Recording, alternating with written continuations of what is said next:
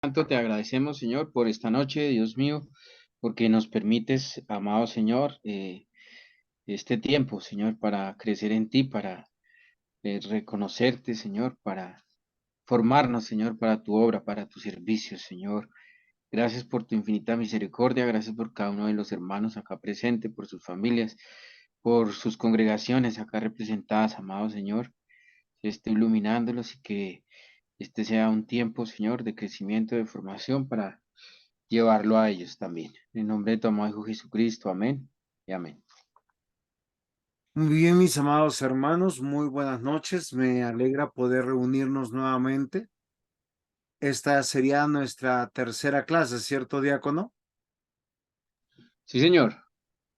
Entonces, en las primeras clases de hermenéutica, nosotros pudimos tener una buena introducción para los conceptos de hermenéutica, debido a que cuando uno prepara un sermón, casi siempre uno eh, piensa que es hablar de Dios en términos generales, pero cuando nosotros empezamos ya seriamente a estudiar, nos damos cuenta que esto es serio y que nos debemos desafiar a algo mucho mejor y casi en términos académicos. Yo no sé si a ustedes alguna vez han meditado y me gustaría que comentaran conmigo porque tenemos unos términos que no se usan solamente para los estudios teológicos en licenciatura, en maestría, en doctorado, como hermenéutica, exégesis, homilética, amarteología, antropología. ¿Qué les ha llamado la atención de esos nombres?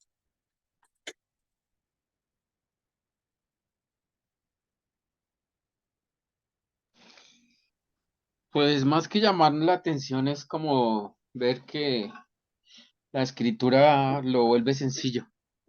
Pienso que el hombre a veces es el que se complica, pero Dios vuelve sencillo su palabra, su mensaje. Y pues lo otro pienso que ya son tecnicismos que pues se usa como en todas las áreas.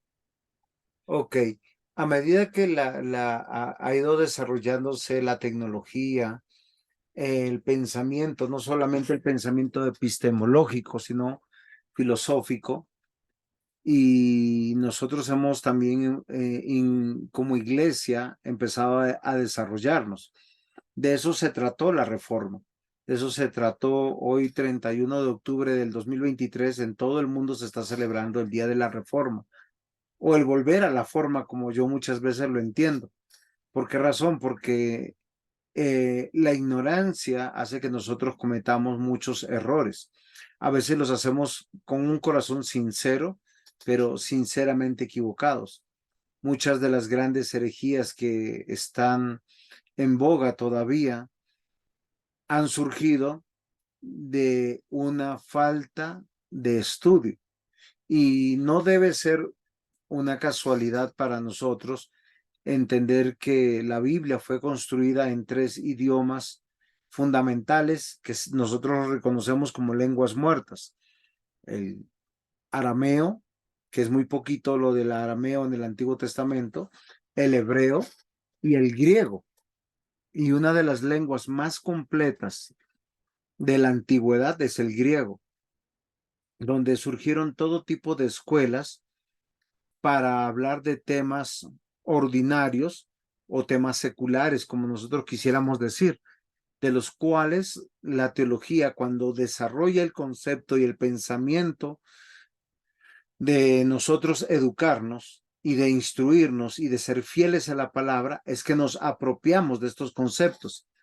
Entonces es cuando nosotros tenemos que considerar un estudio serio de la teología. Y aunque, como el diácono Mario nos dice, son tecnicismos, pues estos tecnicismos no son para predicar. Por eso a mí yo llamo mucho la atención cuando las personas predican sobre significados, sobre concepciones teológicas, sobre dogmática. ¿Por qué razón? Porque eso no es el evangelio. Nosotros, para asegurarnos como deseosos de ser fieles al Señor, lo que sí hacemos es estudiar teología bajo estos conceptos y otros conceptos para poder nosotros considerar que estamos siendo fieles a la palabra de Dios. Entonces, yo quiero recordarles solamente que a través de este curso de hermenéutica estamos viendo la importancia del por qué estudiarlo. Sí, y lo que nosotros estamos tratando de hacer en estas clases es no solamente entender qué es la hermenéutica, sus divisiones y en qué consiste su interpretación. Y como vimos en la primera clase, la hermenéutica es generalmente definida como el arte de interpretar los textos. Pero cuando ya nos estamos refiriendo a la Biblia, nosotros hemos dicho que es una ciencia. ¿Por qué razón? Porque el objeto de nuestro estudio requiere de una metodología y de ciertas normas y reglas para que no importa en qué idioma, en qué época, no importa si la tecnología ha crecido y se ha desarrollado extraordinariamente, lleguemos a una misma conclusión. Y es un arte porque tenemos que recurrir a diversas herramientas para poder hacerlo. ¿Alguien quisiera compartir con nosotros hasta este momento si le parece lo que acabamos de compartir?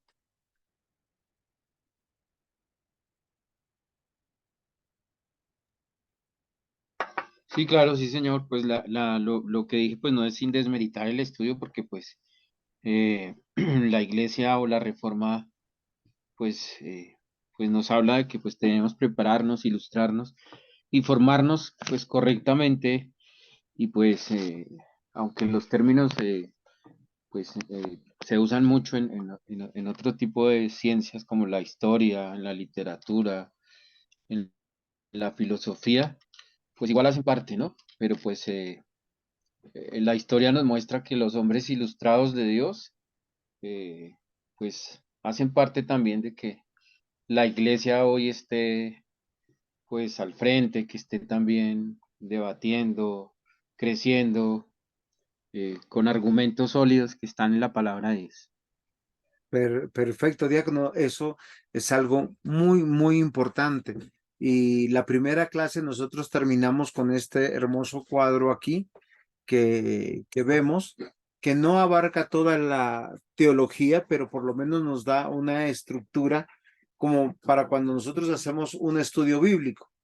¿Por qué yo les digo? Porque hay muchas cosas que llegamos a conclusiones muy folclóricamente, muy criollamente, muy del sentido común, pero a veces atenta a lo fundamental de la revelación de la palabra de Dios, que es el carácter de Dios, o frente a su santidad, su justicia, su misericordia, su amor. Y ya de entrada tuviéramos que parar en esa conclusión que nosotros estamos llegando o que estamos tratando de comunicar en un sermón, en un estudio bíblico. Parte de las columnas que yo quise compartir en esta primera clase fue que nosotros, entendiendo que tenemos mucha dogmática a lo largo de más de 500 años de estudios serios y profundos de los eruditos académicos de la cristiandad, creo que unos pilares fundamentales tenemos que considerar frente al desarrollo de poder interpretar la palabra de Dios, entendiendo que en todo momento tenemos que tener claro el pacto eterno de redención. ¿Por qué razón? Porque la revelación de la palabra de Dios nos manifiesta un reino a su rey, su ley.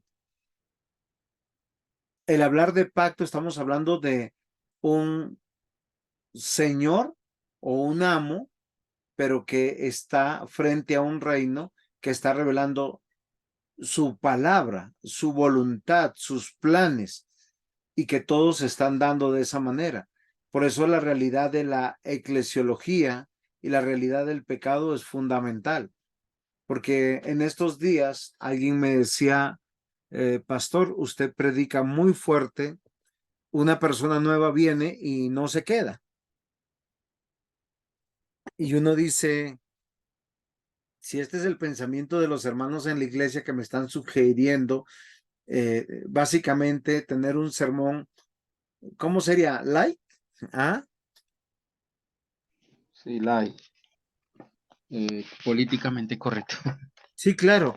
Uno dice, ¿qué, qué espero de los que están fuera? ¿Ah? Miren, Juan capítulo 6, versículo 60 en adelante dice algo que nosotros posiblemente yo quisiera compartir con ustedes, porque la seriedad de la palabra de Dios y el estudio de la hermenéutica. Si nosotros vamos a estos textos, los discípulos al escuchar lo que el Señor les había dicho, ellos dijeron, al oír muchos de sus discípulos dijeron, dura es esta palabra, ¿quién la puede oír? Sabiendo Jesús en sí mismo que sus discípulos murmuraban de esto, les dijo, ¿esto os ofende?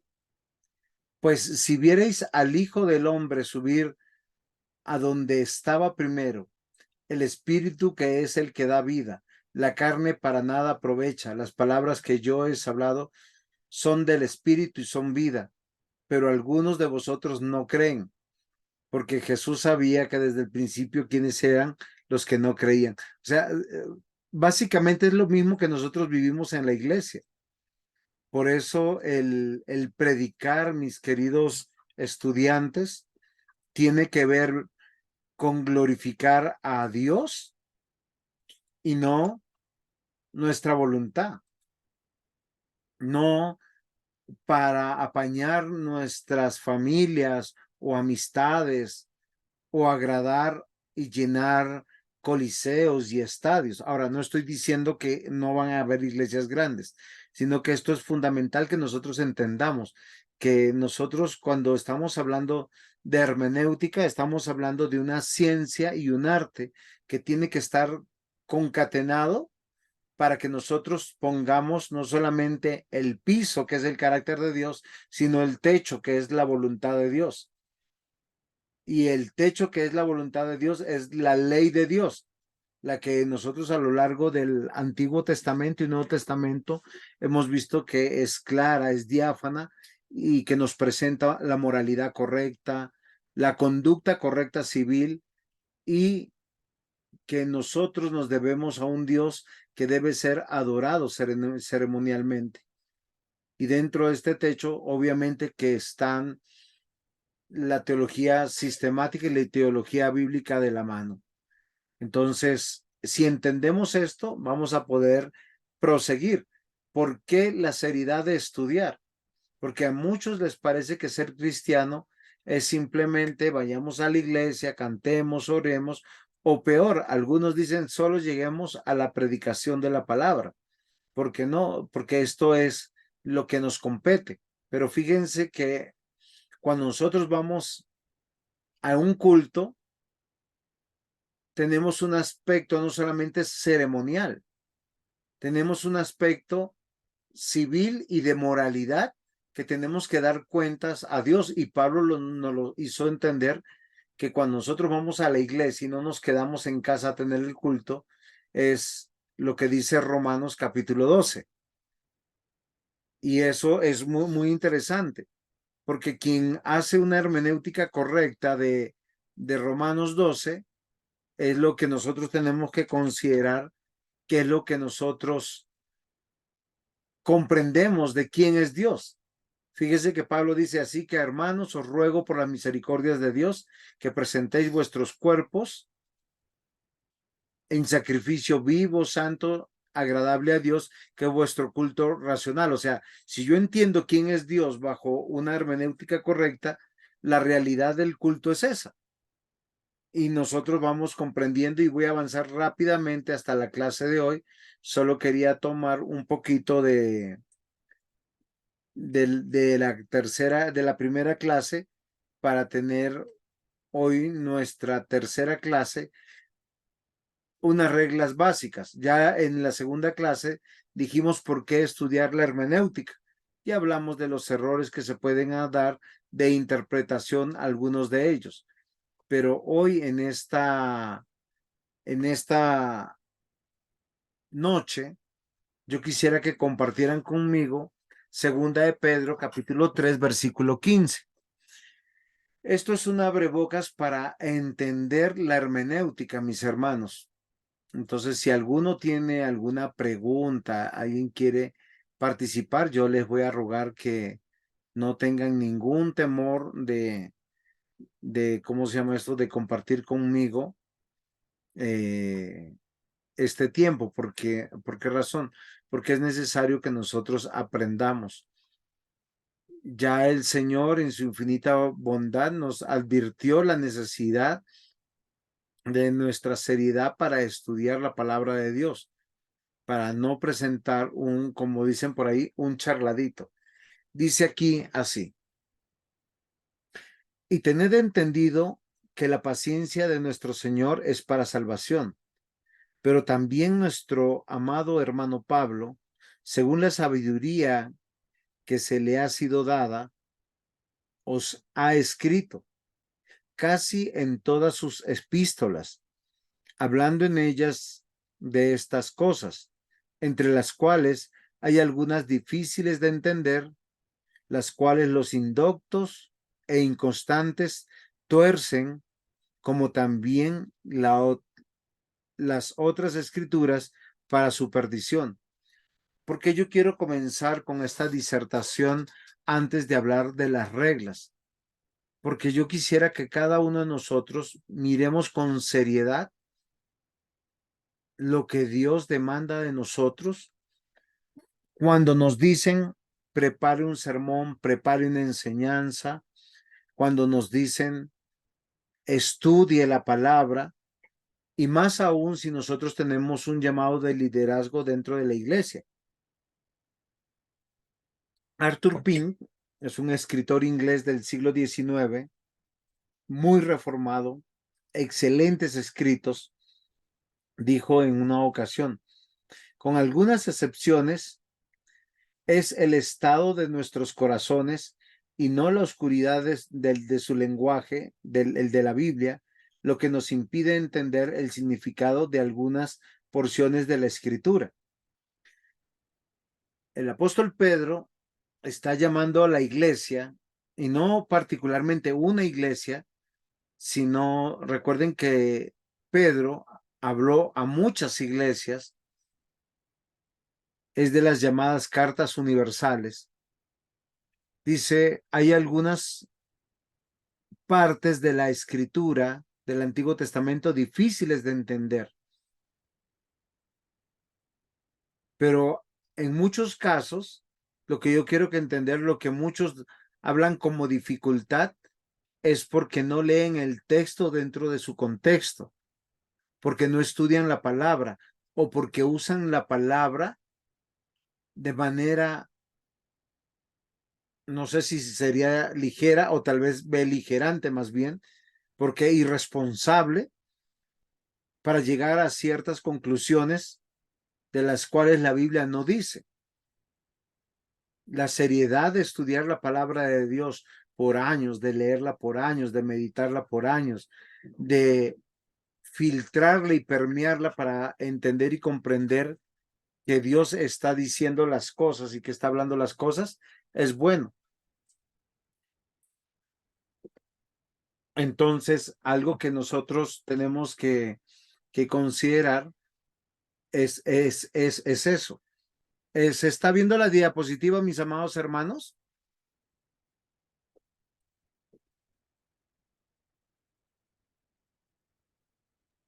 No, pastor, se ve es un pantallazo con los archivos eh, que tiene. Vamos a mirar, a ver, a volver. Acá me avisaron. Muchas gracias por... Ahí sí está viendo. Ahora sí ya se empezó a ver. Es que antes se veía como todos los archivos que tiene ¿de qué? Todo, De hermenéutica. toda mi maraña de archivos en mi escritorio. Muy ¿Sí? bien. Entonces, gracias por avisarme. Entonces, yo quiero que nosotros pensemos que Dios nos advierte primero que la palabra de Dios es difícil de entender en algunos aspectos. ¿Por qué razón? Porque tiene revelaciones muy profundas, aunque son claras, pero muy profundas que nosotros tenemos que comprender. ¿Sí? Pero fíjense qué es lo que dice, que las cuales los indoctos e inconstantes tuercen, como también las otras escrituras para su propia perdición. Ahora, yo quería que nosotros consideremos la palabra indocto. ¿Por qué? Porque tiene un significado bíblico que se remonta a la antigüedad. Tal vez hoy diríamos alguien que no es doctor, pero esa palabra se utiliza para referir a aquellos que carecen de conocimiento de sabiduría. Y para mí eso clama mucho al cielo, porque hay personas que pretenden predicar y posiblemente a veces no saben escribir, no saben leer, y no estoy diciendo que una persona que no lea y que no escriba no pueda predicar, pero que con seriedad pueda usar herramientas de etimología, de filosofía, es, es bastante difícil. ¿Por qué razón? Porque ellos carecen de conocimiento de sabiduría. La palabra indocto se pudiera traducir también como ignorante o sin enseñanza. Ahora, no estoy diciendo que solo personas universitarias o licenciados en teología puedan enseñar. Lo que yo estoy diciendo que es una persona que desea agradar a Dios, que desea servir al Señor, debe cualificarse en el estudio serio de la palabra. Que me diga, venga, yo estoy estudiando la palabra hace 5 años, hace 10 años. En 5 años, en 10 años, por lo menos uno ha tenido que leer toda la Biblia, por lo menos un par de veces, unas 3 veces. Y uno tiene que considerar, ¿por qué razón? Porque la escritura no, nos desafía a eso. ¿Por qué razón? Porque aunque nosotros hoy en día tenemos muchas herramientas tecnológicas, nosotros tenemos que considerar que Dios habla a través del sermón. Y lo que yo puedo decir como pastor, mis amados hermanos, hoy en día es algo muy importante. Cada sermón tiene vida. Cada sermón, aun cuando estemos usando el mismo versículo para decirlo, toma rumbos a veces diferentes dependiendo del énfasis en dónde y en qué parte del versículo hacemos énfasis. Yo me quedé desafiado alguna vez cuando un hermano me comentó que sobre la armadura de Dios se han hecho muchas predicaciones.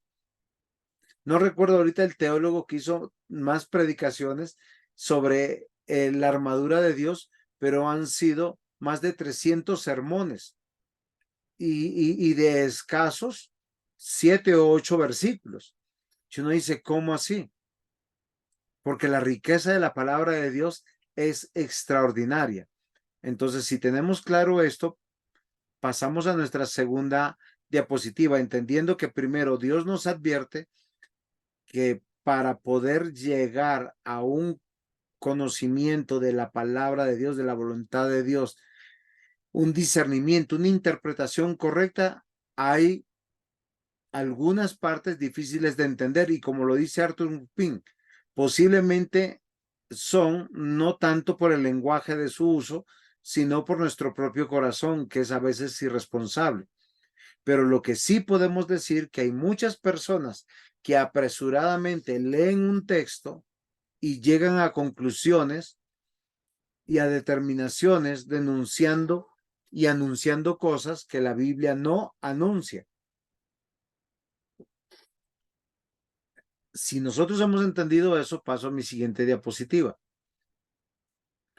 Y vamos a leer a 2 de Pedro, capítulo 1, versículos 19 al 21. Dice, tenemos también la palabra profética más segura, a la cual hacéis bien en estar atentos como a una antorcha que alumbra en un lugar oscuro, hasta que el día esclarezca y el lucero de la mañana salga en vuestros corazones, entendiendo primero esto, que ninguna profecía de la escritura es de interpretación privada, porque nunca la profecía fue traída por voluntad humana, sino que los santos hombres de Dios hablaron siendo inspirados por el Espíritu Santo. Y es aquí donde yo quiero llamar un poquito su atención, mis hermanos. Primero, nosotros entendemos como miembros de una iglesia que cada miembro de iglesia se vuelca enteramente a la rectitud. ¿Cuál es su deseo? Vivir, comportarse y juzgar conforme a la palabra de Dios, que es todo aquello que sale de la boca de Dios. Y hacer firme nuestra vocación y elección de esa manera.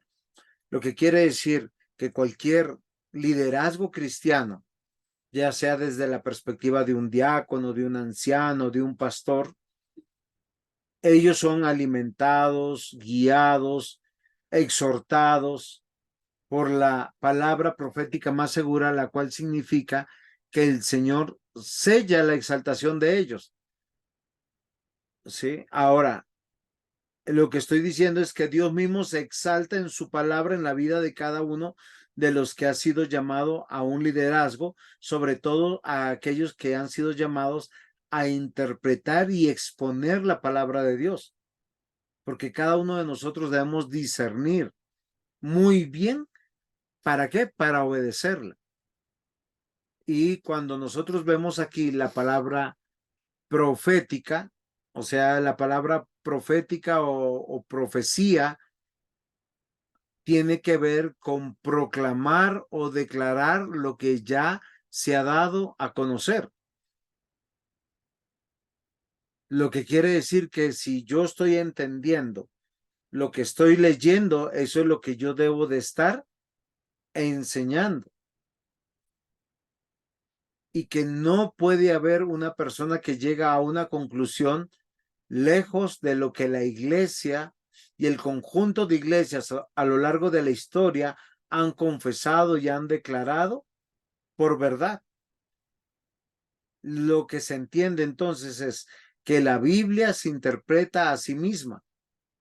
Cada texto debe interpretarse dentro de su contexto y en unidad de toda la revelación.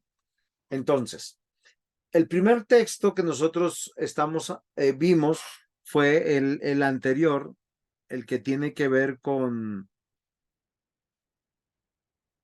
2 de Pedro 3:15. Entonces hay algunas partes difíciles de entender de la escritura, pero hay personas indoctos o ignorantes o sin enseñanza que pretenden enseñar, y esas personas son personas que son inconstantes, que terminan al enseñar torciendo el significado de la escritura.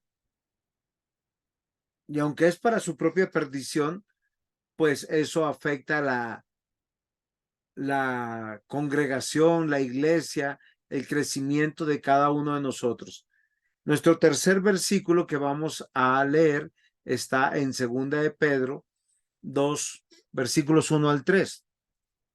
Acá la cosa se pone más seria todavía, y recuerden que Pedro es hablando a la iglesia, o mejor, Dios a través de Pedro hablando a toda la iglesia. Pero hubo también falsos profetas entre el pueblo, como habrá entre vosotros falsos maestros, Antiguo y Nuevo Testamento. Anteriormente falsos profetas que hablaban de la voluntad de Dios al pueblo, como hoy hay, dice, falsos maestros, que introducirán encubiertamente herejías destructoras y aún negarán al Señor que los rescató, atrayendo sobre sí mismo destrucción repentina. Y muchos seguirán sus disoluciones, por causa de los cuales el camino de la verdad será blasfemado, por avaricia harán mercadería de vosotros con palabras fingidas sobre los tales. Ya de largo tiempo de condenación no se tarda y su perdición no se duerme. Lo que Pedro asegura que hay juicio. Un indocto es un falso profeta. Un indocto es un falso maestro, sea que lo haga por intención o por ignorancia, entendiendo que nosotros no podemos llegar a conclusiones personales o individuales que la iglesia no ha llegado por un sencillo principio, mis hermanos. La palabra de Dios no es de interpretación privada. O sea, ¿qué quiere decir? Que yo no puedo ser la lumbrera que se me ocurrió que hoy entendí algo que nunca la iglesia ha entendido. Por eso aquel que desea obispado, buena obra desea, pero debe ser constante con su llamado. Alguien que siempre debe estar estudiando las escrituras de la mano de la fe, de la mano del Espíritu Santo, pero de la mano también del cuerpo de Cristo. No olvidemos que Satanás usa a hombres bien intencionados, pero para distraer y distorsionar la verdad de Dios. Satanás no está preocupado de los que están afuera. ¿Por qué razón? Porque los que están afuera no les interesa leer la Biblia, no les interesa la voluntad de Dios, no les interesa el carácter de Dios. Ellos ni fu ni fa. Hoy vemos que la iglesia del Señor, ¿cómo es afectada? Muchas sectas, falsas doctrinas que llevan a muchos a apostatar de la fe por una mala hermenéutica, por lo cual dice que muchos no se hagan maestros. Santiago capítulo 3, versículo 1 dice: hermanos míos, no os hagáis maestros muchos de vosotros, sabiendo que recibiremos mayor condenación.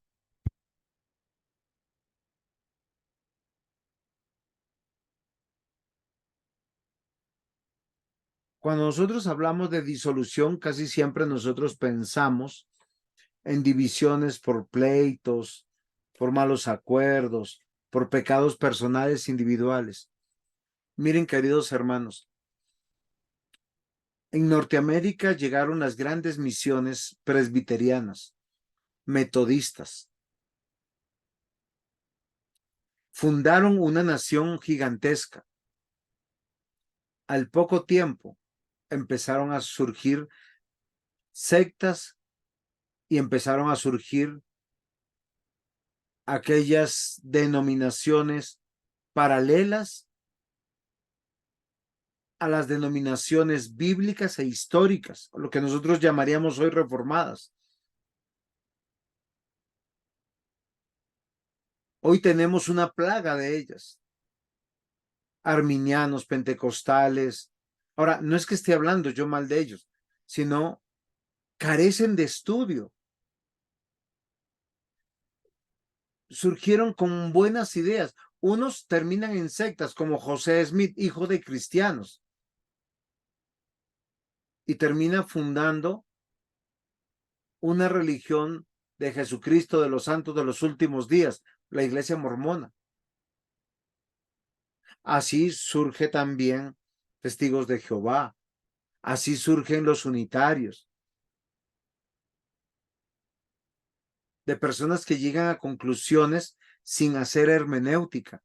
Una hermenéutica seria. Simplemente un día leyendo la Biblia se les ocurrió: oiga, esto me parece que esto es así. ¿Por qué razón? Porque no hay un cuerpo docente, un cuerpo académico, un cuerpo que lo evalúe, alguien que se les dé cuentas. Y eso le puede pasar a cualquiera. Le pasó al apóstol Pedro.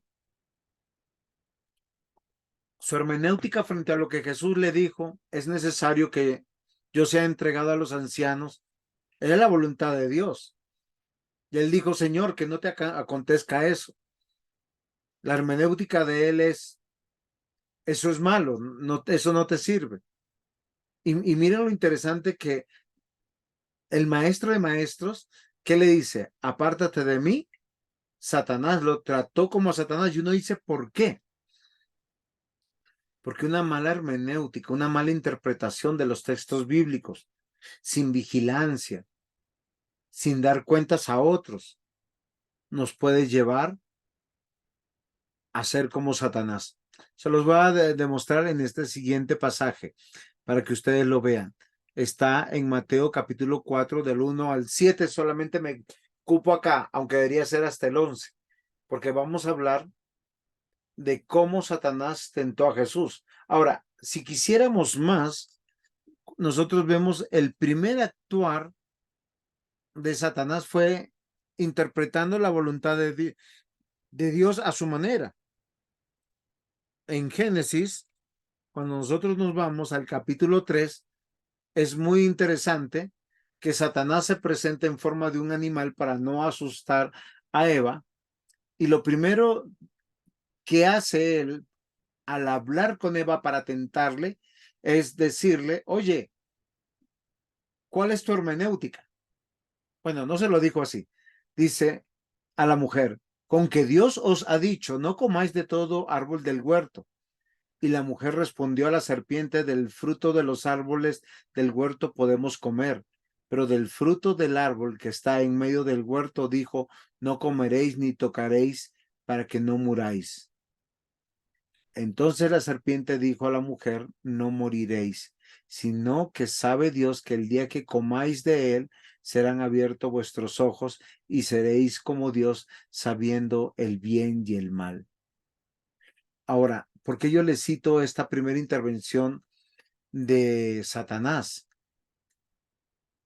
¿Por qué razón? Porque él es el primer hermeneuta que no le da el sentido correcto a la voluntad de Dios. Y nosotros podemos ser herramientas en manos de Satanás si no tenemos una interpretación correcta de las escrituras para exponerlas, enseñarlas o ministrar con ellas, muchos de los cuales justificamos pecados, como lo hace Satanás. Tergiversa, calma la conciencia de Eva y la lleva a pecar. Y muchos de nosotros a veces usamos versículos de la Biblia para calmar nuestra conciencia y decir, bueno,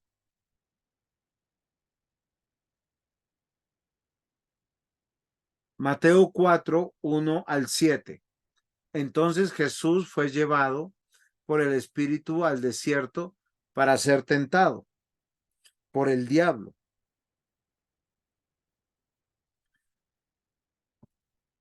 Y después de haber ayunado 40 días y 40 noches, tuvo hambre. Y vino a él el tentador y le dijo,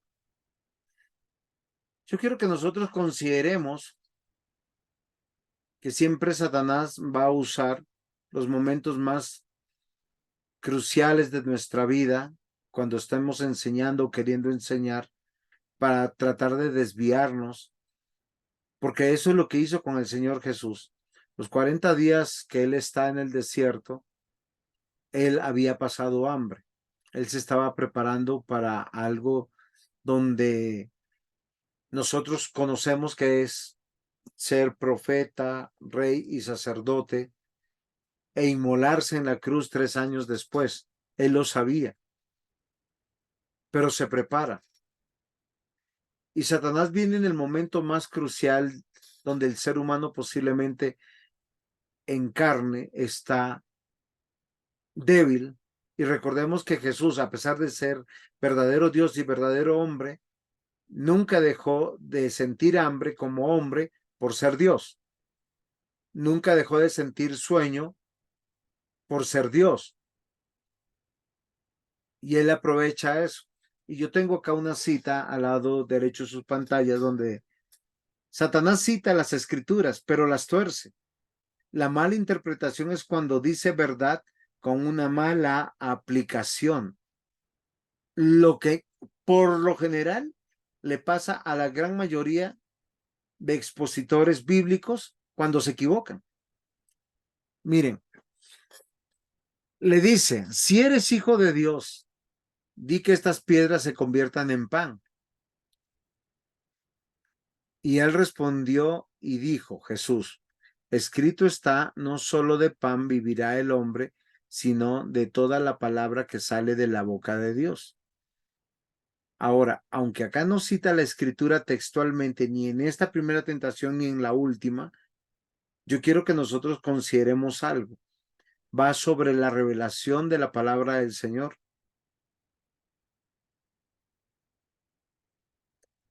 El Señor Jesús no solamente responde con lo que está escrito, sino le da una buena hermenéutica, o sea, una buena interpretación y una buena aplicación. Porque no solamente hay que interpretar bien, hay que hacer bien.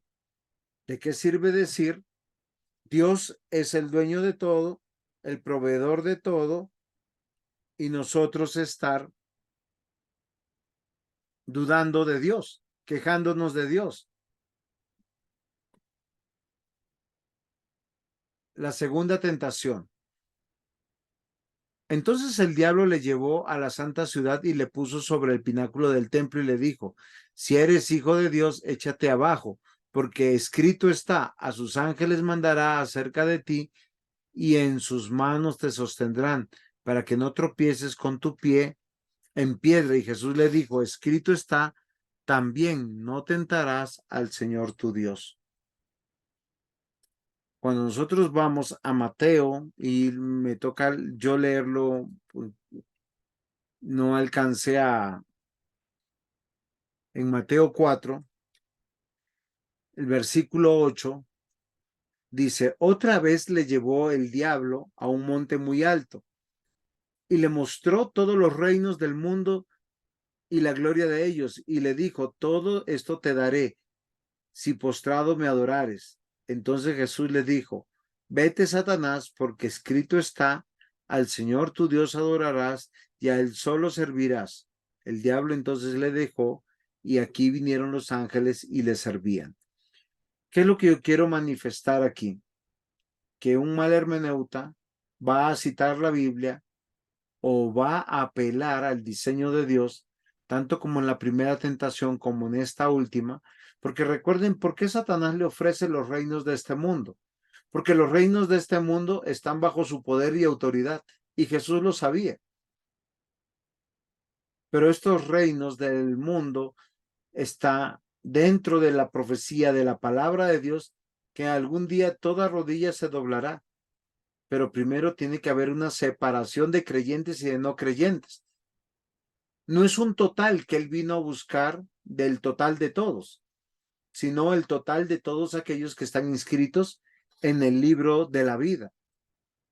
Jesús le dice, escrito está. Esta respuesta de Jesús no solamente cita la Biblia, sino le da el sentido correcto, el sentido teológico, bíblico, jurisprudencial, moral, litúrgico, que es algo que todo hermeneuta debe de procurar esforzarse por conseguir. Entonces, la hermenéutica como ciencia tiene una serie de principios o reglas por medio de las cuales es posible interpretar adecuadamente la palabra de Dios que es puesta en consideración. Y hay un principio básico que les he estado diciendo. La escritura es explicada por la misma escritura. Lo que en otras palabras podemos decir, nosotros vamos de lo claro a lo oscuro, no de lo oscuro a lo claro. ¿Por qué razón? Porque hay textos en la Biblia, versículos en la Biblia, que son únicos. Y hay personas que los tienen anotados y apuntados y dicen, pastor, explíquemelo. Ajá, ¿y tú para qué quieres saber eso? Y nunca es mera curiosidad, ¿sí? ¿Por qué el ángel peleó con Jacob? ¿Y por qué lo dislocó la cadera? Entonces, todos los que sufren de la cadera son como Jacob rebeldes. Eso es una mala hermenéutica, una pésima hermenéutica, ¿sí? A Abraham se le aparecieron unos ángeles y él se inclinó. Ahí estaba Jesús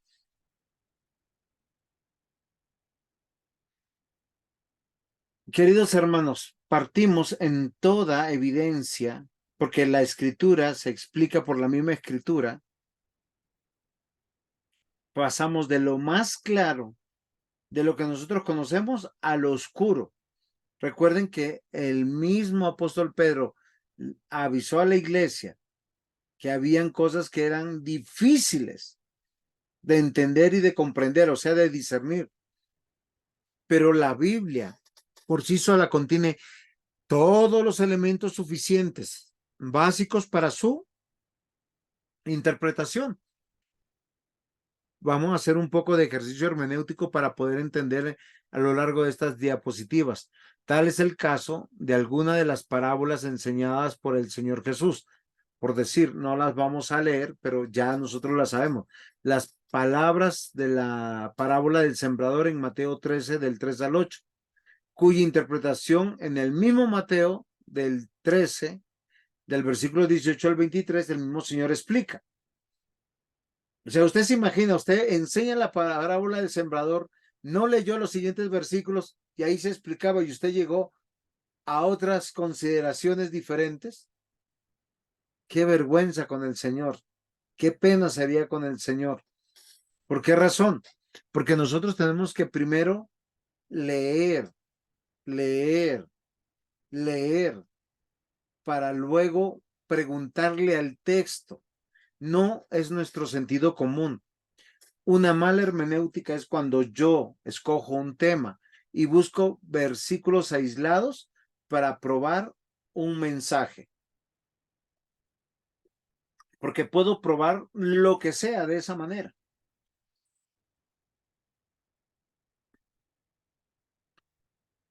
Es preciso, en cuanto nos sea posible, tomar las palabras en su sentido usual y ordinario.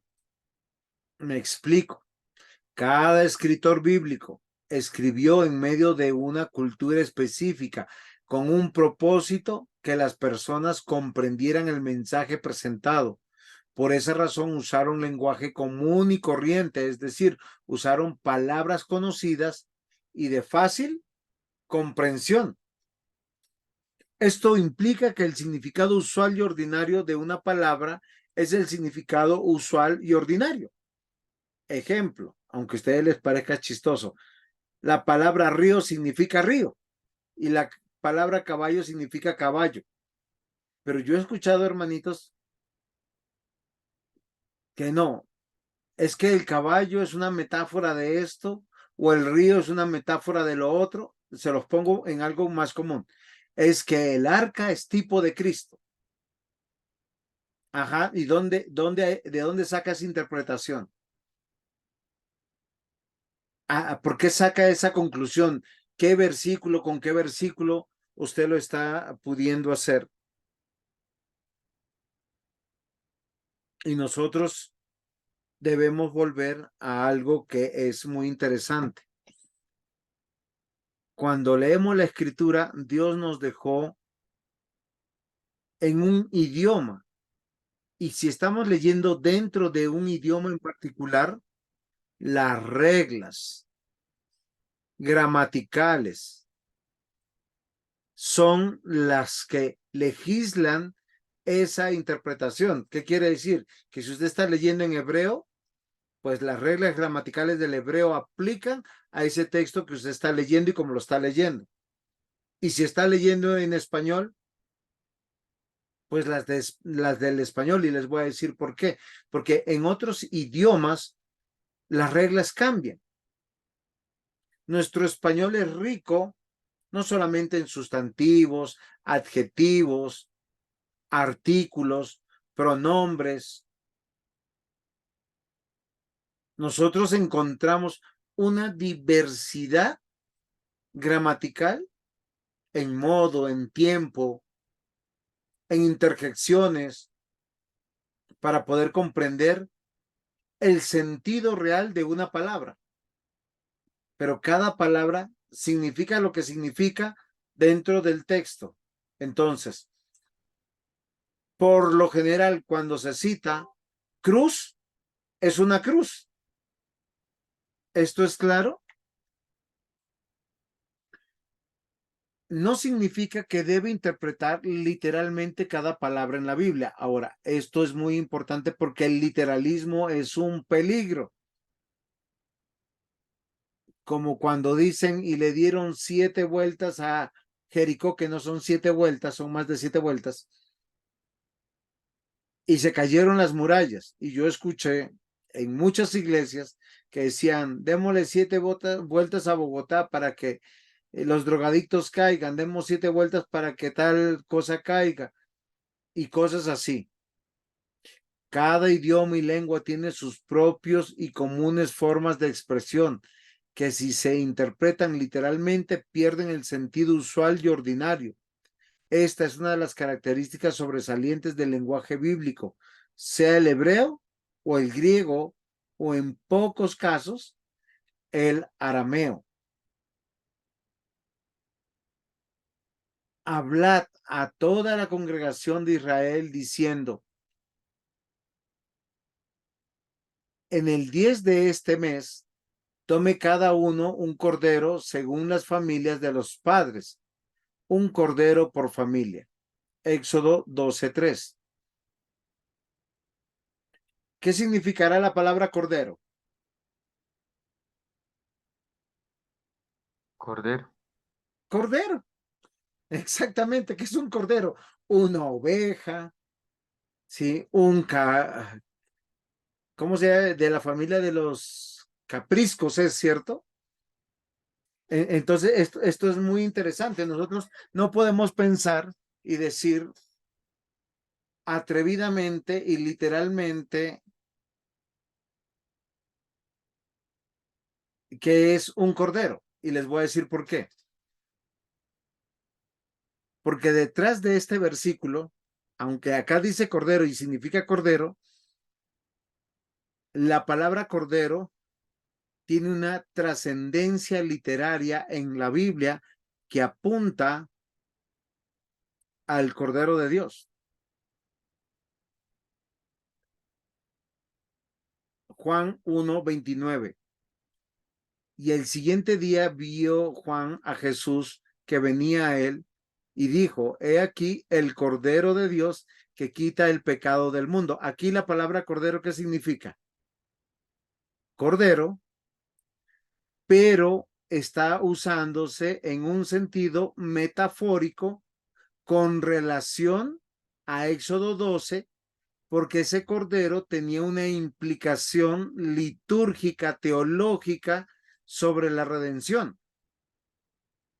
Esos son los valores que nosotros debemos entender y comprender cuando hacemos hermenéutica. Recuerden, uno de los principios básicos, la escritura se interpreta con la escritura. Ahora, no en todos los lugares que veamos la palabra cordero está hablando de Jesús, ni en todos los lugares se está hablando del cordero cordero. Y en algunos casos, como en Éxodo 12:3, se habla del cordero cordero, pero también se habla del cordero que es Jesús. ¿Sí me comprendieron? Está un poco enredado.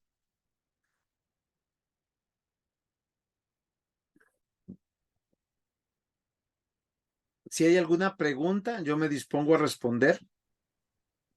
Ahí Diácono está Mario, claro. No está claro, pastor, lo que nos está enseñando. y aunque a ustedes les parezca muy básico esta enseñanza, esto es lo que más se viola en las conclusiones de los sermones, porque se lee con preconceptos e ideas preconcebidas, y porque muchas veces cojo un versículo simplemente para probar lo que yo quiero probar. Uso un versículo para sumergirme en la Biblia y echar la red y buscar todas las palabras cordero y decir lo que yo quiero decir. Lo primero que hacemos cuando hacemos hermenéutica es entender cada palabra en su sentido original. Tener cuidado del literalismo.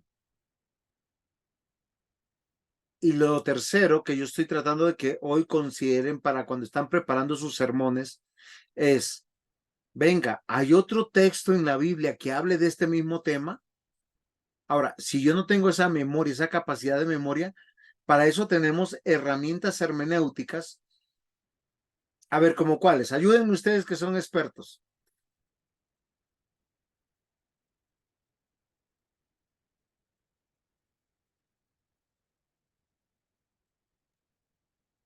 Un buen Una diccionario. concordancia, una Biblia paralela, un diccionario bíblico.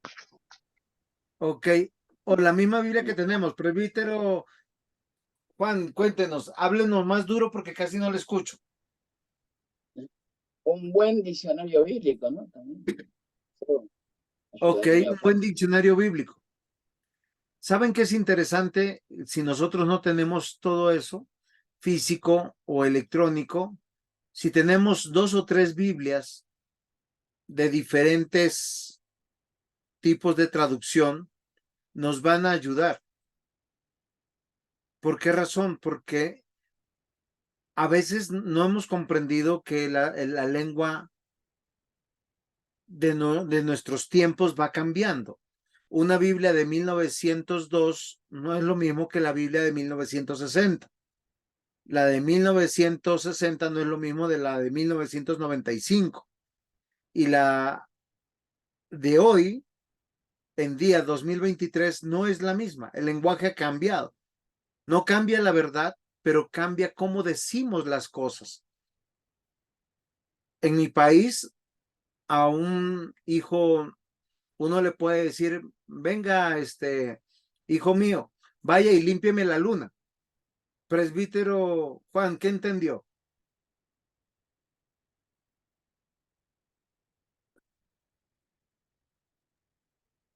Y que usted está mandando a limpiar la luna, ¿no? Pero es difícil. ¿Pero cuál luna? La única que conozco es la única luna. Ahora. No, apreciado presbítero, en Lima, Perú, de donde yo nazco y vengo, cuando uno le dice eso a su hijo, el hijo sale corriendo a la ventana de la casa a limpiar los vidrios de la ventana. Es en el único lugar que en la casa hay una luna, porque la otra luna no la podemos limpiar. Pero se dan cuenta, en la escritura tenemos que tener el cuidado, porque a veces uno dice, oiga, yo llegué a esta conclusión y tenemos todos los cuidados, pero debemos recordar que hay un principio hermenéutico básico, fundamental. La escritura se interpreta a sí misma. Entonces yo tengo que recordar si hay algún versículo que me explique lo que yo estoy tratando de entender. Diácono Mario. No, no, señor, es que estaba acá. Se me pasó. Ok.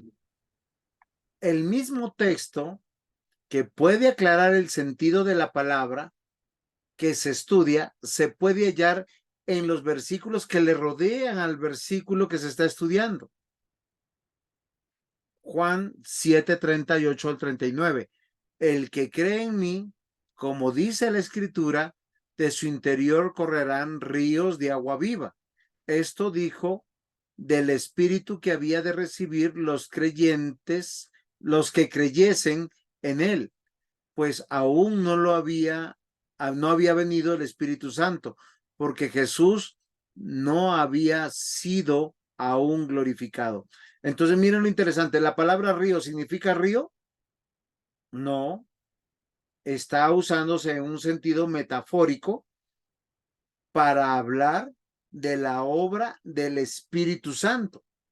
Pero el mismo texto rápidamente lo lee y lo explica. Por eso hay versículos que cuando nosotros, voy a hacerles un ejemplo que es muy popular entre los calvinistas y los reformados. Le dice, hábleme de la elección, un versículo bíblico, Juan 3:16. De tal manera amó Dios al mundo que envió a su unigénito Hijo para que todo aquel que en él crea no se pierda, mas tenga vida eterna. Y el arminiano le pregunta y le dice, oye, pero ahí dice, amó al mundo. Entonces el calvinista, ¿qué le dice? Es que la palabra mundo es como cuando tú dices, hice mi cumpleaños y vino todo el mundo. Es una hipérbole para decir, llegaron todos los que tenían que llegar. Oigan, esa hermenéutica de ambos está loquísima. No es acertada. ¿Por qué razón? Porque cuando usted estudia Juan 3:16, los versículos que le preceden, que el mismo Señor Jesús hace la explicación, dice, el Hijo del Hombre tiene que ser levantado como fue levantada la serpiente en el desierto, para que todo aquel que crea no se pierda y tenga vida eterna. Cuando nosotros vemos Juan 3:16, no habla de la elección. Y si va a hablar de la elección, es de la elección del unigénito Hijo que va a la cruz para que los que crean en él no se pierdan, porque el 17, 18, 19, 20 y 21 lo explican. Es una hermenéutica básica.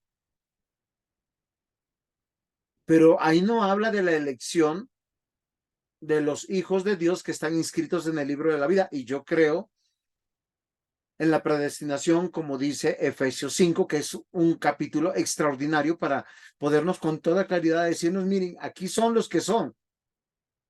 O Romanos 8, del 28 en adelante. Hay otros textos mucho más claros, pero una hermenéutica clara debe emanar de la misma escritura. Entonces, no olvidemos leer la escritura entendiendo las palabras en su sentido, tal cual como son, pero entendiéndolas bajo el contexto de lo que la misma escritura le da dentro de su contexto. Porque si no, llegamos a cualquier verdad. ¿O no es así? Cuando usted prepare su sermón, cuando usted diga una enseñanza, queridos hermanos, todos podemos predicar. R.C. Sproul, que murió hace muy poco, un presbiteriano, un teólogo extraordinario, dijo, todos podemos ser teólogos, pero guardando principios básicos. Cualquiera puede predicar enseñando la palabra del Señor, guardando el marco de referencia, el texto dentro de su contexto, porque así la palabra de Dios se predica a sí misma y se interpreta a sí misma.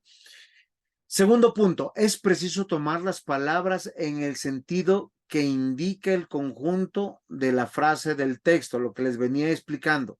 Toda la palabra de la Biblia está inmersa en un contexto inmediato, que es el propio texto. Por consiguiente, el sentido de la palabra está determinado por el pensamiento del autor.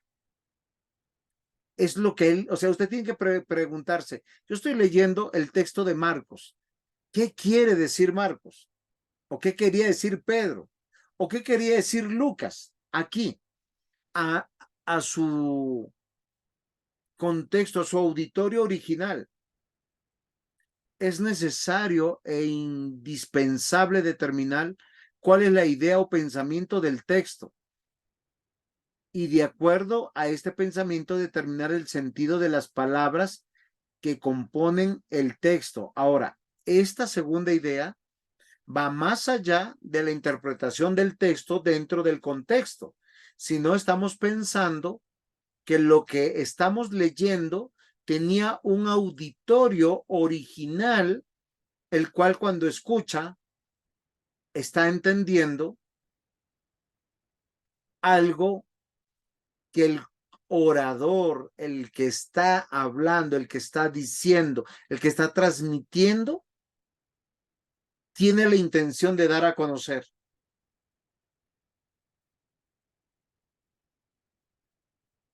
¿Vamos bien hasta aquí?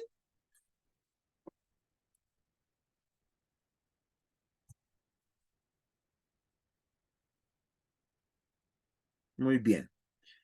Pautas básicas para determinar el propósito del autor. Recuerden lo que le estoy diciendo. Este segundo punto va más allá del texto dentro del contexto. Es preguntarse, ¿qué está diciendo el autor? Entonces, considerar el testamento. El Antiguo Testamento es preparación para el Nuevo Testamento. Miren, queridos hermanos, grandes problemas hay en la iglesia evangélica, protestante, cristiana, católica y evangélica. ¿Por qué razón? Porque han desgarrado la palabra de Dios en Antiguo y Nuevo Testamento, en lo que ya no uso y lo que yo uso.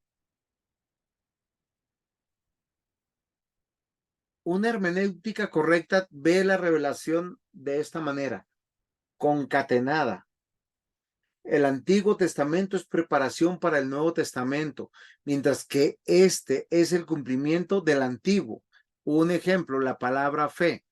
En el Antiguo tiene una connotación de fidelidad, lealtad, mientras que en el Nuevo tiene una connotación especial de confiar. Estamos hablando de una palabra en un contexto. No estamos hablando de la fe salvadora.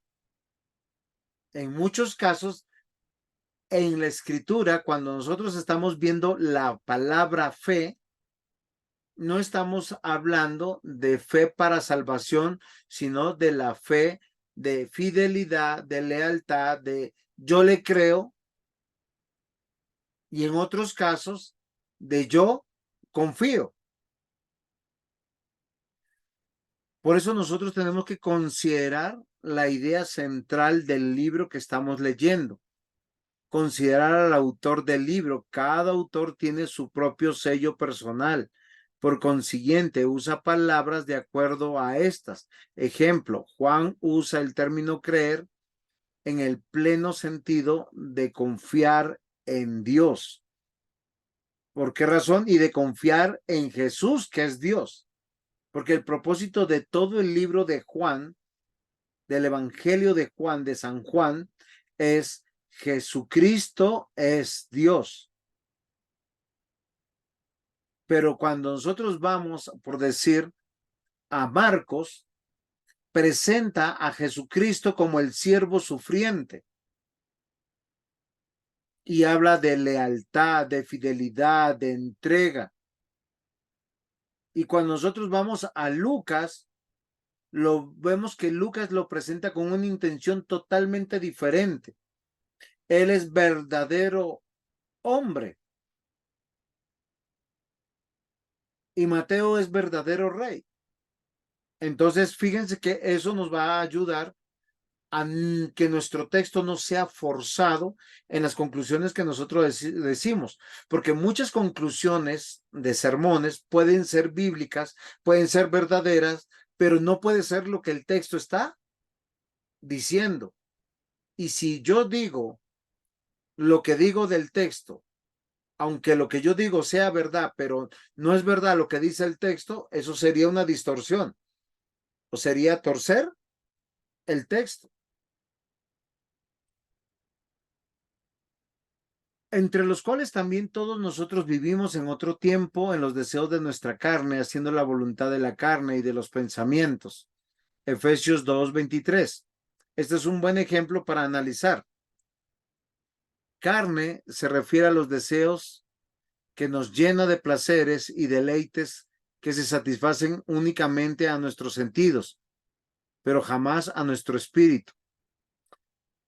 Tan necios sois, habiendo comenzado por el espíritu, ahora vais a terminar por la carne. Cuando Pablo escribe a Gálatas usa el término carne, pero en su contexto se está refiriendo a que ellos estaban dejándose judaizar.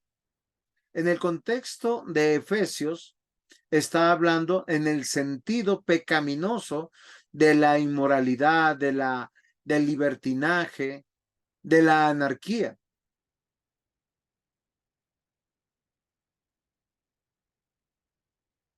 Recuerden que Efesios capítulo 2 comienza que estábamos muertos en nuestros delitos y pecados. Nos va a ilustrar que estábamos gobernados por Satanás y vivíamos sin Dios.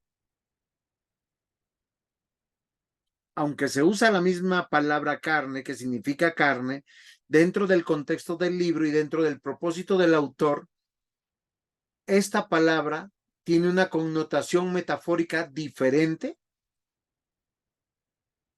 como ejercicio hermenéutico, tengo que preguntarme dentro de no solamente del texto, dentro del contexto, qué significan las palabras o el significado de lo que yo estoy entendiendo, sino lo que el autor viene enseñando y diciendo para que yo sea fiel a la revelación y no diga lo que yo quiera decir.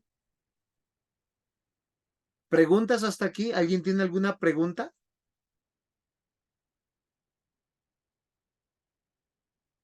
¿Algún aporte? ¿Algo que no se entendió? ¿Está siendo claro?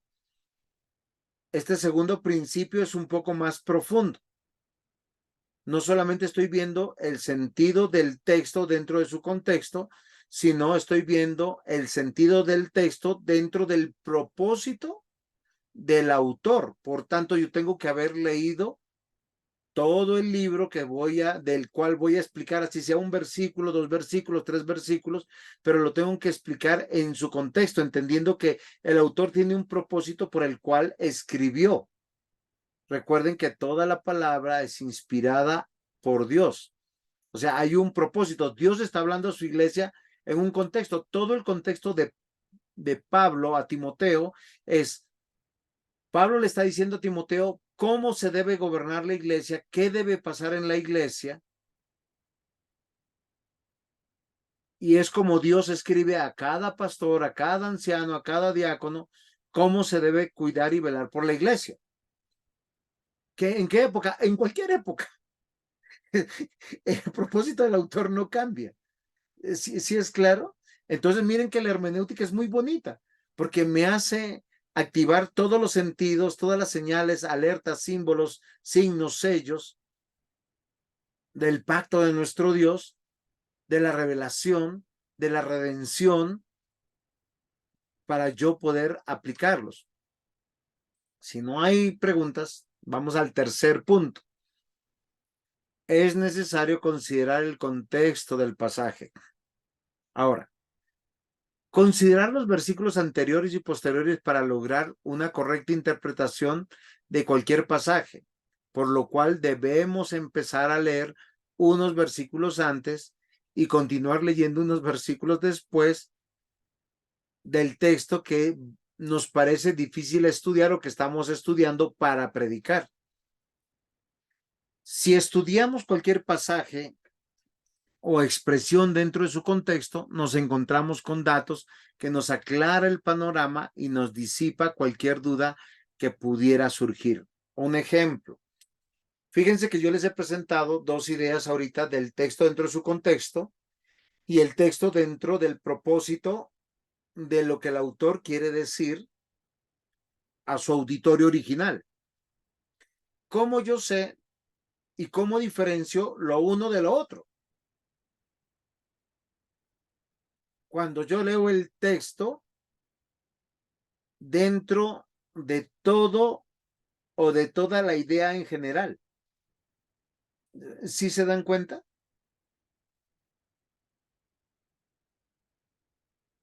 Es algo que es claro, que es evidente, cosa que yo no voy a decir. Voy a hacerles un ejemplo. Voy a predicar al Dios no conocido. A mí me tocó predicar el domingo pasado al Dios no conocido. Uno encuentra sermones de muchos y hay personas que tienden eso, ¿no? Escuchan un sermón y plagian los puntos, plagian el nombre, plagian todo. Pero cuando usted lee el texto dentro del contexto, hay algo muy hermoso que Pablo siempre ha hecho cuando llegaba a cada lugar a fundar una iglesia. Primero decía, yo creo que él pensaba esto, ¿qué es más fácil, predicarle a alguien que no sabe nada de Dios o a alguien que sabe de Dios? Es más fácil predicarle a alguien que sabe algo de Dios. Es como nosotros los cristianos le predicamos fácilmente más a los católicos o a los testigos de Jehová o a los arminianos o a los pentecostales que a una persona que no sepa nada de Dios. ¿O no es así? ¿Sí? A un ateo confeso. Y en Hechos 17 pasa algo extraordinario. Hechos 17 nos va a hacer pasar por Filipos, para llegar al varón macedonio, que posiblemente es el carcelero. Luego nos lleva a Tesalónica, luego nos lleva a Berea y finalmente llega a Atenas. Y en Atenas están estas dos realidades. Aquellos que ya conocían de Dios y hay otros que ni conocían de Dios, porque ¿quiénes eran? Los epicúreos y los estoicos. Y cuando el señor Pablo dice, les voy a predicar de ese Dios que ustedes no conocen, no les va a decir, este es el Dios de Abraham, de Isaac y de Jacob, porque los epicúreos y los estoicos van a decir, ¿what? ¿Qué pasó? Dime, no entiendo. ¿Sí? Es como que si yo les quisiera hablar de los hermanos Ayar. ¿Ustedes sí los conocen? ¿Han escuchado hablar de los hermanos Ayar? Diácono Mario, ¿usted ha escuchado hablar de los hermanos Ayar?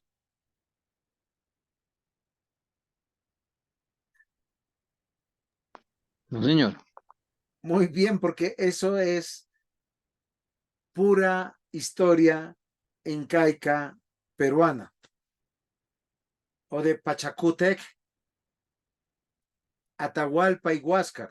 Seguro que la gran mayoría queda perdido porque es uno de los últimos incas del imperio del Tahuantinsuyo, pero yo me lo sé de historia.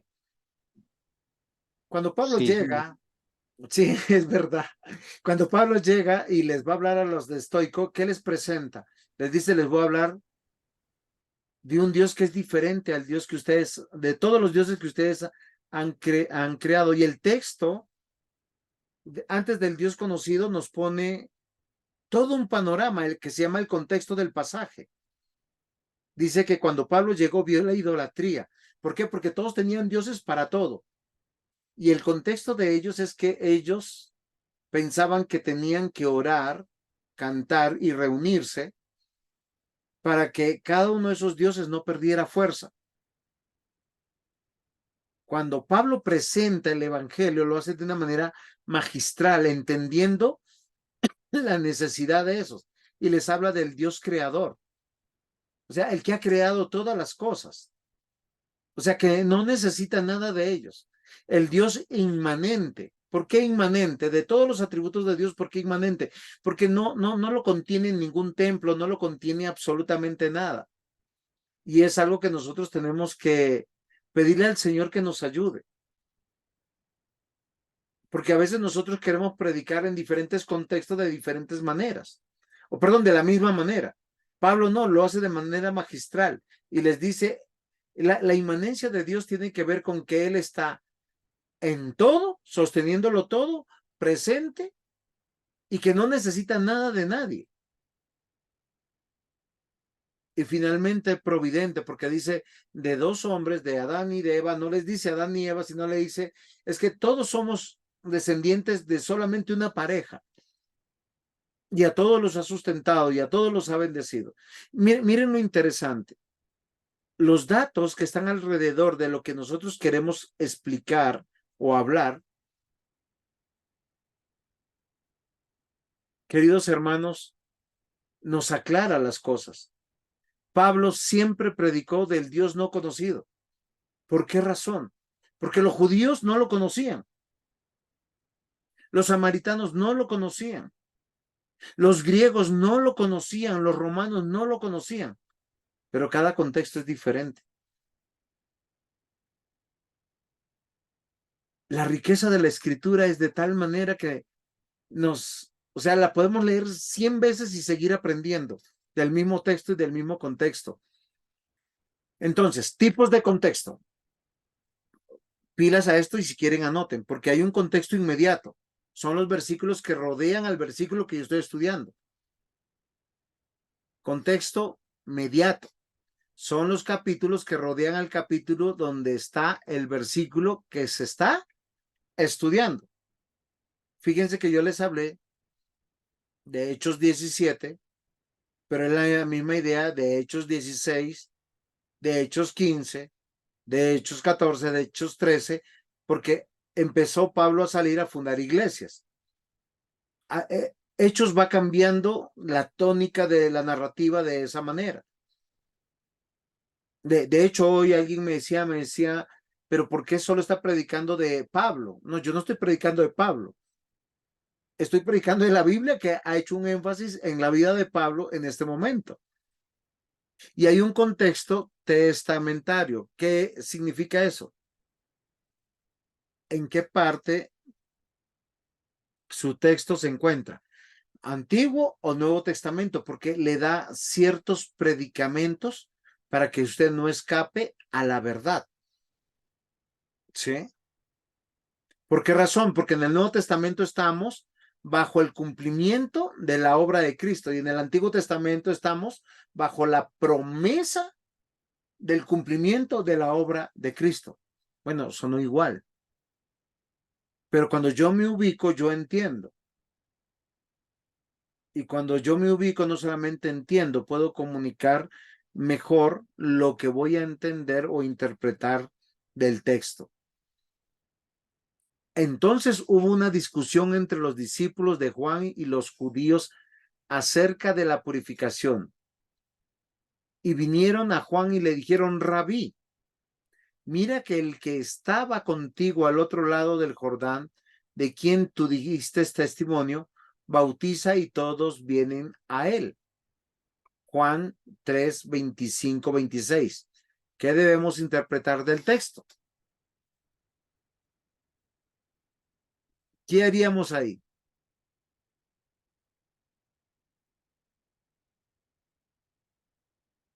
Miren lo interesante, en Juan 4, 1, 3 da la interpretación fácilmente.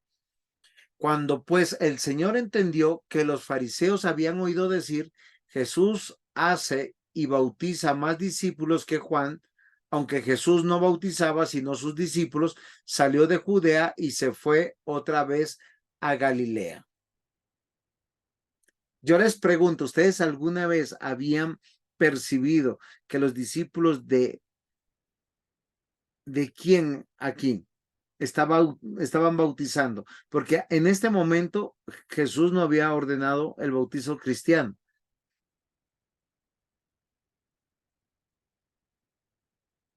Todos esos bautizos fueron válidos. Es el bautismo cristiano, el de Juan, el de los discípulos. Es lo mismo el bautizo de Juan y de los discípulos que el de Jesús y el que Jesús ordena. ¿Ustedes qué opinan?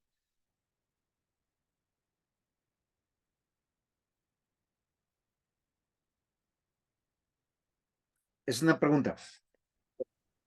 El de Juan es que estaba como una preparación para que mostrase el pueblo se fuera arrepintiendo de sus pecados. Estaba anunciando del reino de Dios que estaba cerca y a su vez estaba haciendo como un llamado a través del bautismo eh, para reconocer que ellos reconocían su condición, aunque todavía Jesús no había aparecido en escena, ¿no? Pero yo creo que es válido los tres. El de Juan había un especial en el sentido de que era un llamado al arrepentimiento, ¿no? Un llamado al arrepentimiento. Ok, Y presbítero. Sí, siga. Jesús, Jesús dice que bautizó muy pocos, ¿no? Casi, No, dijo que no bautizaba. creo que, uh-huh, claro. Eh, y quien bautizaba eran a los discípulos. O sea que Muy bien. Voy a hacer una claridad para poder entender. Primero, hay que no solamente en esto, la respuesta no está solamente en la escritura, sino está en el contexto sociocultural judío. En la época de Jesús, no solamente bautizó Juan el Bautista, bautizaban los esenios, bautizaban muchos grupos religiosos, y todos siempre decían, era parte de la membresía de los grupos. Y Juan el Bautista bautizaba para pertenecer a los esenios. Ellos tenían una particularidad, ser ascetistas, o sea, ellos se apartaban, eran un poco estoicos en su pensamiento y filosofía. o sea, no era el bautismo cristiano. El bautismo de Un Jesús, símbolo de purificación, ¿no? Era como un símbolo de purificación, sí, algo así, ¿no? como todos los bautizos que se encontraban en la época de Jesús. Todas las sectas bautizaban. Eso era una competencia, quién hacía más adeptos.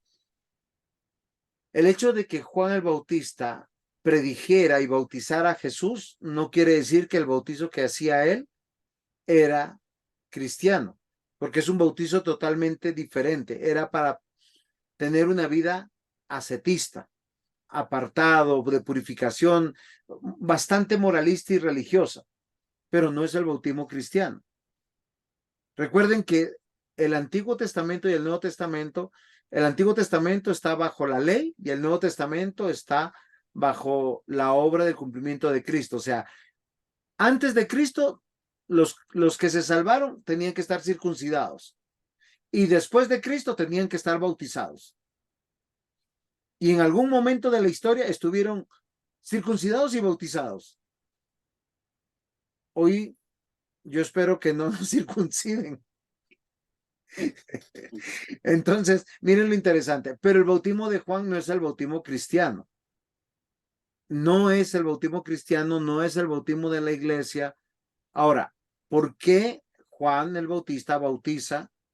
Es una hermenéutica básica de Mateo que podemos hacer. Primero, él es el oficial que preside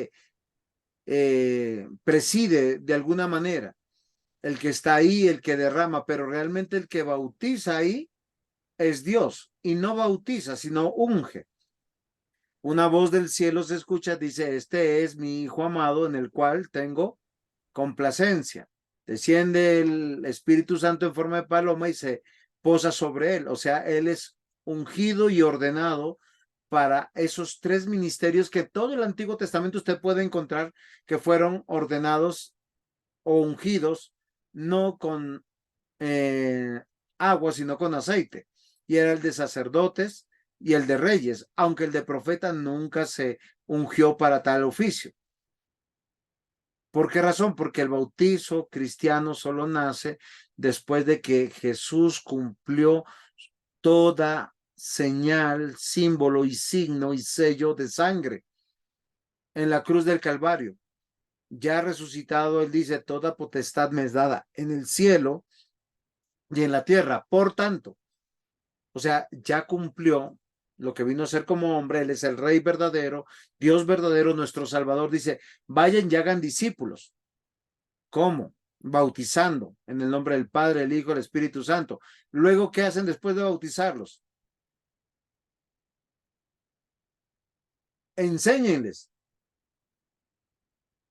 Eso es interesante. Hechos 2:39 dice, esta misma promesa es para vosotros y para vuestros hijos. Es la misma idea.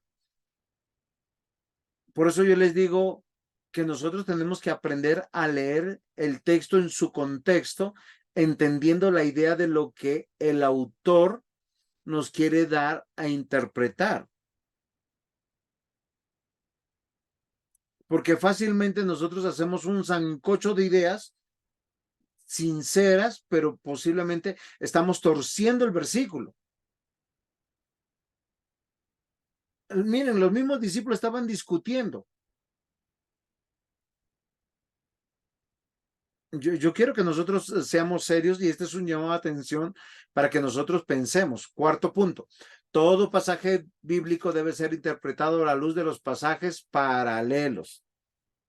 Acá sí requiere de que el predicador sea un hombre que estudie, lea permanentemente la Biblia y permanentemente, porque fácilmente nosotros usamos una concordancia. A mí me ha pasado. Y claro, eso parece fácil. Yo pongo, no sé, Juan 1:1, inmediatamente me sale Génesis 1:1. Listo, pero a veces salen 3 y 4 pasajes que no tienen nada que ver ni con la idea, sino es una sugerencia de aquel que hizo esa concordancia. Y no sabemos con qué intención le hicieron. Nosotros tenemos que tener la habilidad, la pericia, porque los pasajes paralelos son aquellos textos bíblicos que tratan del mismo tema o incidente. A eso se llama de ser paralelos. No todos los pasajes que hablan del amor hablan del mismo amor, entendiendo que en el Nuevo Testamento a veces la palabra amor se refiere para el amor ágape, al amor eros o el amor. ¿Cuál falta del otro amor? Filial. El pasaje paralelo complementa o explica claramente. Miren, a mí me han dicho mucho, es que Apocalipsis es difícil de entender. Oiga, ya leyó Daniel, ya leyó Ezequiel, porque Daniel y Ezequiel fundamentalmente en ese orden de ideas y los profetas y parte de los profetas menores hacen profecías con muchos símbolos, pero esas mismas profecías se explican. Y mucho de lo que en Apocalipsis encontramos como la visión de Juan son parte de lo que nosotros encontramos en Daniel, en Ezequiel y profetas menores, ya interpretados y dados. Pero hasta ahorita yo veo, ¿y quién es la gran ramera? La Iglesia Católica. Oiga, la Iglesia Católica nació con el Concilio de Trento, así como la conocemos hoy. Antes era la Iglesia cristiana que se había desviado. Si nosotros decimos que la Iglesia protestante es la Iglesia separada o de los hermanos separados, pues los pervertidos somos nosotros y ellos son los originales. Pero grandes tomos de textos teológicos dicen que la Iglesia Católica nació después del siglo IV, V, VI y nosotros de ahí salimos. No, la Iglesia cristiana como siempre, cuando no tiene una buena hermenéutica, hace, yo no sé ni qué es lo que hace, pero lo que sí hace, saca textos fuera de su contexto y caen terriblemente en errores teológicos. Por eso siempre hay un remanente. Y siempre ustedes van a encontrar, como Agustín de Hipona, en el siglo XI hay muchos escritores que con mucho esfuerzo escribieron, siglo XI, siglo XIII, siglo XV, siglo XVI, para hacernos volver a la escritura. Tipos de pasajes paralelos a aparentes, cuando las palabras o fraseologías son iguales. Mateo 24, 43, pero sabed esto, que si el padre de familia supiese a qué hora el ladrón habría de venir, velaría y no dejaría minar su casa. Lucas 12, 39, pero sabed que si supiera el padre que la familia a qué hora y el ladrón habría de venir, velaría ciertamente y no dejarían minar su casa. Son parecidos, pero no son iguales, pero están en la misma idea, en el mismo contexto y desarrollan las mismas cosas. ¿Qué hacen estos pasajes paralelos? Alimentan y desarrollan una idea en general, la cual va a ser clara para nosotros cuando los encontramos, porque vamos a encontrar detalles que en el primer pasaje posiblemente teníamos y en el segundo no tenemos, o no los teníamos en el primero y ahora los tenemos y ya la idea se nos aclara. Por eso la interpretación no es fácil. Uno no puede decir que puede una prédica salir en 2 horas. El estudio de la palabra requiere horas de estudio, de conocimiento bíblico, de estar permeado de su significado. Paralelos de palabras es cuando en otros textos se encuentran la misma palabra, frase que te permite una correcta interpretación al pasaje al estudiarlo. Ejemplo, Gálatas 6, 17. De aquí en adelante nadie me cause molestia porque yo traigo en mi cuerpo las marcas del Señor Jesús. Bueno, algunos dirían, ¿será que tiene la corona de espina? ¿Son los estigmas que le salieron en las manos? Bueno, 2 Corintios 4:10. Llevando en el cuerpo siempre, por todas partes, la muerte de Jesús, para que también la vida de Jesús se manifieste en nuestros cuerpos. Ay, ahora respiré. No se trataba de los estigmas que hablan los católicos. O sea, no es que yo tenga las marcas de la corona de espinas, ni de los latigazos, ni de el costado traspasado, ni las manos clavadas. No, se trata de que la obra de Cristo en mi vida sea manifiesta. porque cuando nosotros somos llamados a salvación, nuestra vida de manera integral cambia. Con quién hablamos, con quién juntamos, cómo vestimos, qué es lo que hacemos. Por eso el evangelio es muy ofensivo. Por eso los mismos discípulos dijeron, dura es tu palabra. O sea, miren, los discípulos al escuchar al Señor Jesús le dijeron eso. O sea, si fuera por nosotros no te seguimos. Y el Señor Jesús hablaba a todos abiertamente. Paralelo de ideas es cuando en otros textos se encuentra la misma idea, aunque no se usen las mismas palabras. ¿Sí es correcto? Lo que yo les decía. Si vamos a hablar de predestinación, tenemos que entender y comprender como Efesios capítulo 5 y Romanos 8:28 en adelante. Se habla de la elección, se habla de la salvación, de la redención, de la justificación, pero en términos diferentes. ¿Por qué nosotros creemos, las iglesias calvinistas, creemos en la predestinación? Porque a través de la palabra de Dios hemos llegado a ese convencimiento. ¿Por qué creemos en la vida eterna? De la misma manera, ¿por qué creemos que la iglesia será resucitada y nosotros, entre los que nos conocemos, nos veremos allá? Porque la Biblia nos da todas esas evidencias. ¿Por qué nosotros no somos como los llaneros solitarios construyendo nuestras propias vidas eclesiológicas y religiosas? Porque eso va en contra de la unidad de la eclesiología y del reino de Dios. Paralelos históricos. Se refiere a un solo evento histórico. El ejemplo más importante se da en los evangelios, de manera especial en los sinópticos. Esto es muy interesante. Mateo, Marcos y Lucas hablan de la historia de la redención, del nacimiento, perdón, de la encarnación, nacimiento, vida y muerte y resurrección de nuestro Señor Jesús. Y se retroalimentan. Lo más difícil de poder predicar es predicar sobre Cristo de manera correcta. Porque muchas veces nosotros creamos vacíos o huecos en nuestra explicación donde nosotros a veces nos perdemos de esa obra tan extraordinaria donde Dios Padre eligió el lugar, momento, tiempo para que nuestro Señor Jesús de manera obediente se sujetara a esa voluntad. Paralelos biográficos hacen referencia a un personaje, ejemplo Abraham en Génesis 12 y Romanos 4. Como por ejemplo, ¿cómo encontrar pasajes paralelos? Es importante seguir los siguientes pasos. Pensemos en el azulito. Buscas primero en el mismo capítulo. Luego, siguiente paso, buscas en el mismo libro. Tercer paso, buscas en el mismo autor. Lucas, en el Evangelio de Lucas y en Hechos, que es escritor de Lucas. Jeremías y Lamentaciones, por dar algunos ejemplos.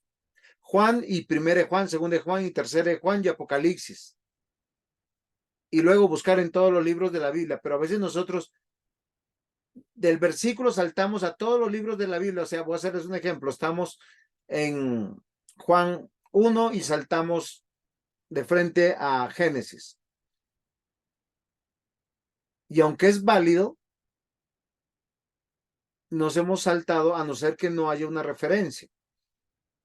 El orden es, para hacer una hermenéutica segura, es primero buscar en el capítulo, luego en el libro, luego en el autor. Tomen nota porque Juan interpreta a Juan.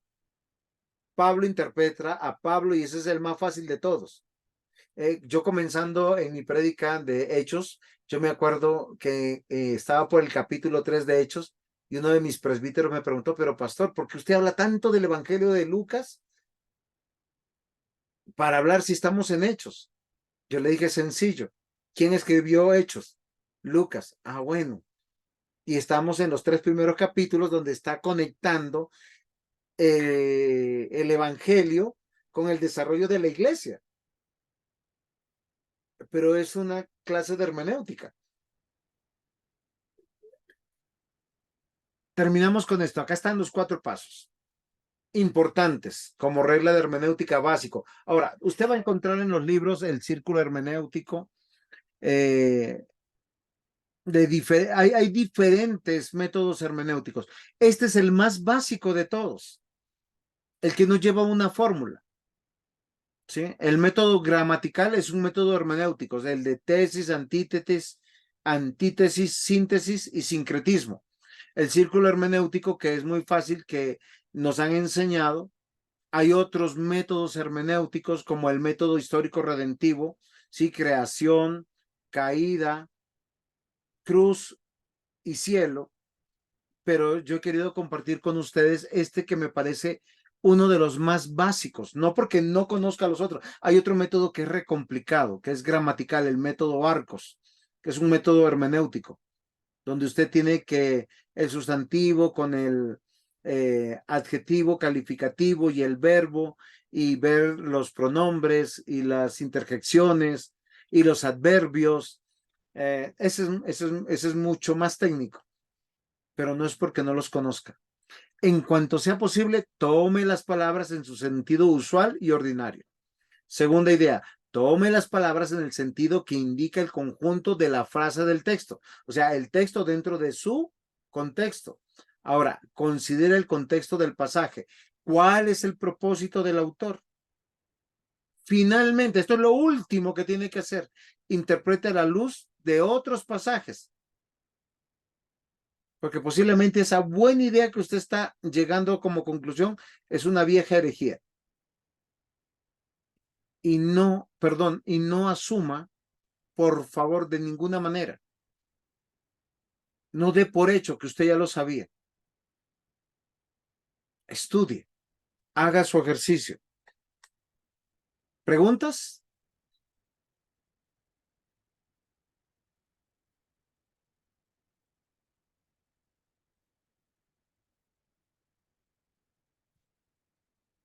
¿Aportes? Hoy tenemos pocos estudiantes, pero El aporte es muy claro y no lo muy estoy escuchando bien, edificante, presbítero. muy claro y a ver, esto apagué. Eh, ahora, ¿me escucha mejor? A ver, Dice que está el ancho de capaz que hay banda. problema con el. Sí, señor. Diácono Mario, ¿algún aporte, pregunta? No, señor, todo bien, pastor. Ok, espero que haya sido de ánimo para todos nosotros. Y es un gran desafío el predicar y el enseñar. Y estamos solamente en la parte de hermenéutica, después viene la parte de exégesis y después viene la parte de homilética. Pero presbítero, ahora sí, lo escucho. Ahora sí, era por no, no, que agradezco porque muy claro y está aportando herramientas que son muy buenas y que está bueno para repasar, porque es lo que yo por ejemplo, personal, eh, bueno, me había gustado estar en las 2 clases, no, en las primeras 2, pero bueno, la salud no me lo impidió. Pero sí, lo que hago es anotar en una cuadernola y repasar y escuchar, y eso hay que sacar jugo, ¿no? A todo esto para cada día ir mejorando y aprendiendo, ¿no? Porque hasta que Jesús venga necesitamos aprender. No la sabemos toda. Ok, presbítero, muchas Bien. gracias. Una de las cosas que yo no recomiendo es leer Biblias con comentarios y no leer comentarios.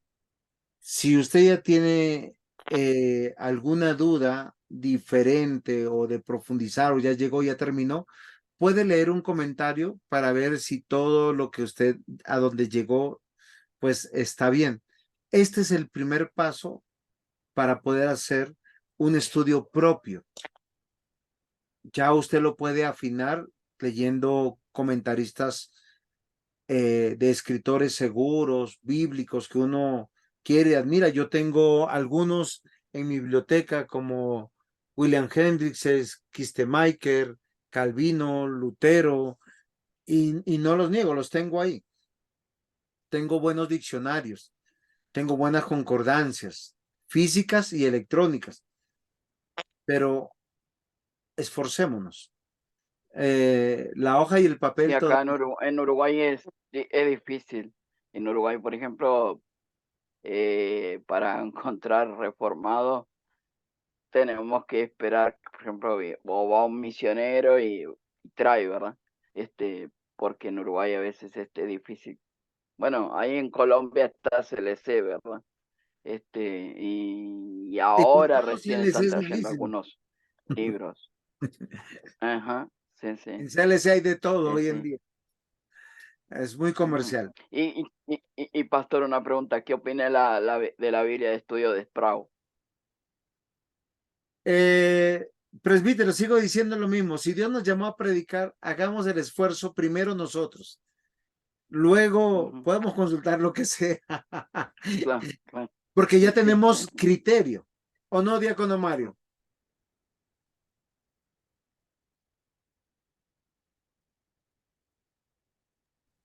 Sí, señor, así es. Muy bien, mis hermanos, vamos a terminar en oración. ¿Me permiten? Voy a orar por ustedes y por mí.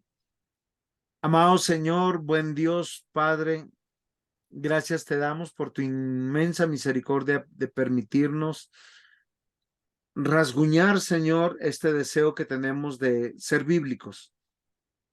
Ayúdanos, Señor, porque cada uno de los que estamos aquí, Señor, queremos crecer en el conocimiento de tu palabra. Te lo rogamos en el nombre de Jesús. Amén. Amén. Nos Amén. vemos dentro de 8 días. Mañana, pastor, gracias.